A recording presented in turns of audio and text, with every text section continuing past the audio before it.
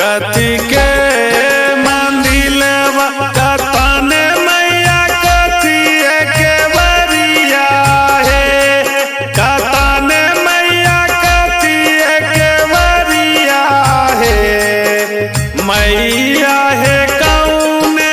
मुखे बैठलो आसन लगाई से हो मंदिलवा और सुहावन लागे हे कथी के मंदिलवा कतने मैया कथी के बरिया है कतने मैया कथी के बरिया है मैया है कौने मुखे बैठलो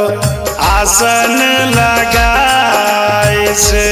हो मंदिलवा बड़ी सुहावन लागे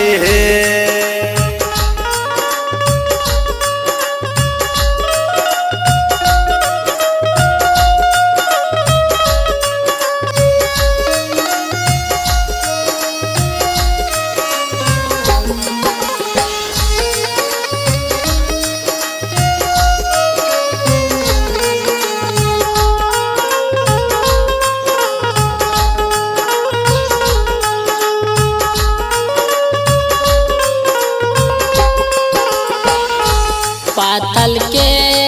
मंदिलवा सेवा किया चंदना के बरिया रे सेवा किया चंदना के बरिया रे सेवा किया रे पूरब मुख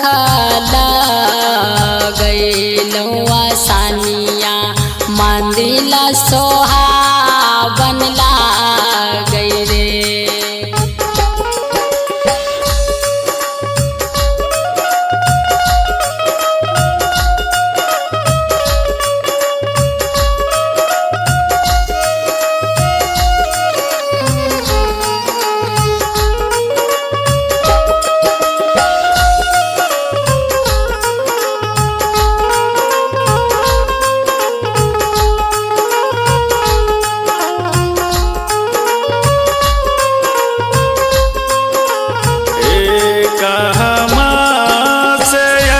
कतने मैया नदी के किनारा बाहे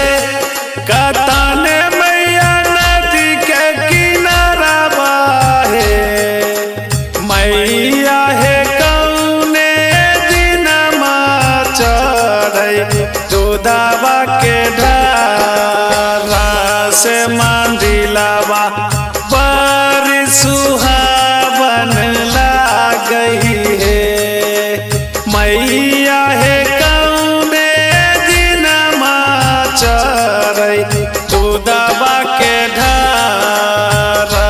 से मंदिलवा बड़ी सुहावन लागे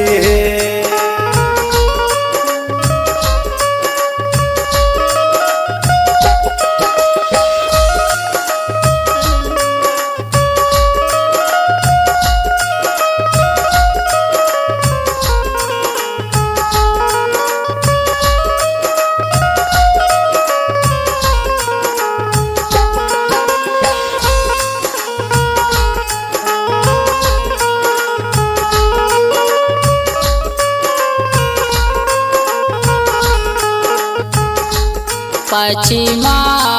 से आइलौं सेवा किया कोसी के किनारवा रे सेवा किया कोसी के किनारवा रे सेवा किया रे ग्वाला सब चरैलकै गाइया के दूधा मंदिलवा बड़ी सोहावन लागे सेवा किया रे ग्वाला सब चरैलकै गाइया के दूधा मंदिलवा बड़ी सोहावन लागे।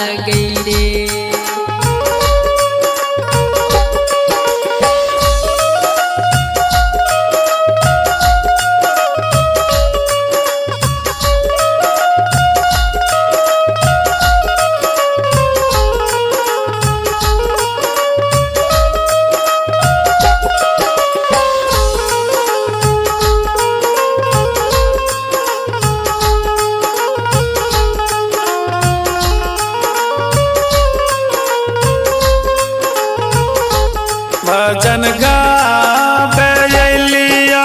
मैया तोहरे दुआरिया है कताने मैया तोहरे दुआरिया है मैया है फेरी दिहा शंभु पर नजर से बकिया बरी नादान चिया है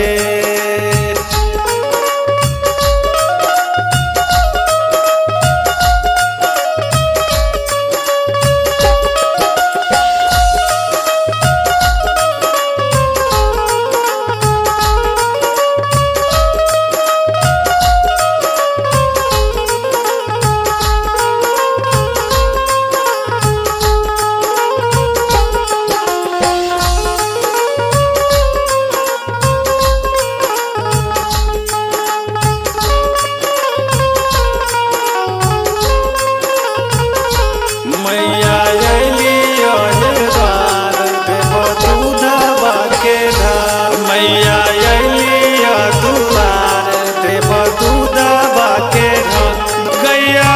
चरैल गेलै कोसिया किनार गैया चरैल गेलै कोसिया किनार हे मैया खो